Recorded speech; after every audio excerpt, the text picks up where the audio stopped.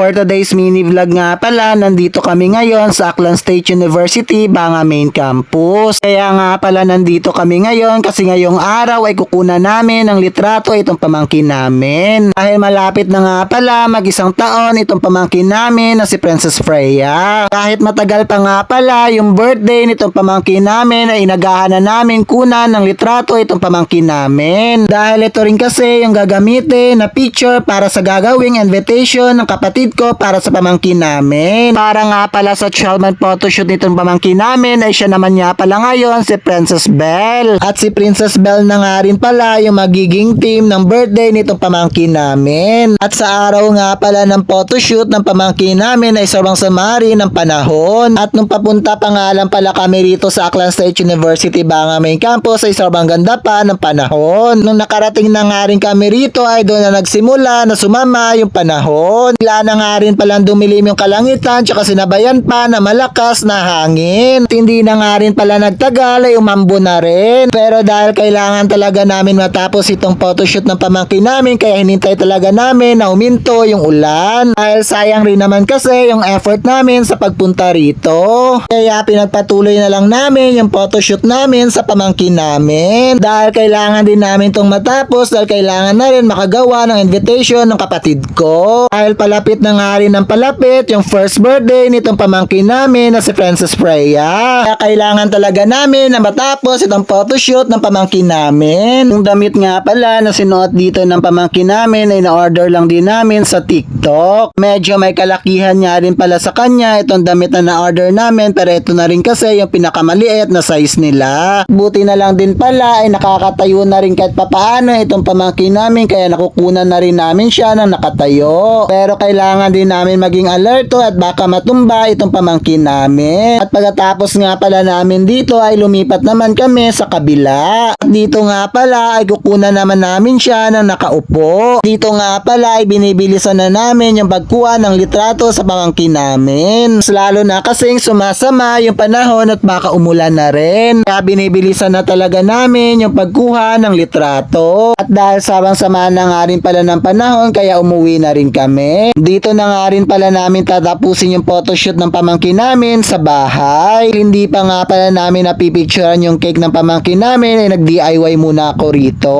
Lagay na nga lang pala ako dito ng plastic na mga bulaklak para mas lalo pa nga gumanda itong cake natin. Para makasabay rin siya sa team natin na si Princess Belle. Yung gagamitin nga pala natin backdrop dito sa photoshoot, itong in-order lang namin sa Shopee. At itong cake nga pala na to ay nabili nga pala namin sa Bread and Butter. Itong cake nga pala na to ay pangalawang bili na nga pala ito kasi yung una ay nasira. Sira nga pala ito sa kakalakad namin doon sa ESU. Hindi nga namin nahawakan ng mabuti yung cake kaya nasira rin. Pero okay lang din naman kasi hindi rin naman ito nasayang kasi nakain rin namin. Sobrang nahirapan niya pala kami rito patawanin itong pamangkin namin kasi naantok na rin siya. At napapagod na rin siguro siya sa mga pinagagawa namin sa kanya. Buti na lang talaga kahit sa huli ay nakunan rin namin na nakatawa itong pamangkin namin. Once upon a time in the kingdom not so far away, there was a little princess who will celebrate her first birthday.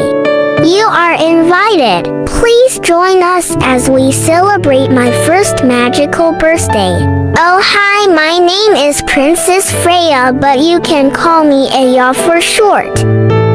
My birthday celebration will be held at ASU Swimming Pool Banga Aklan on June 12, 2024, Wednesday at exactly 11:30 in the morning. See you on my special day. Lots of love, Princess Freya.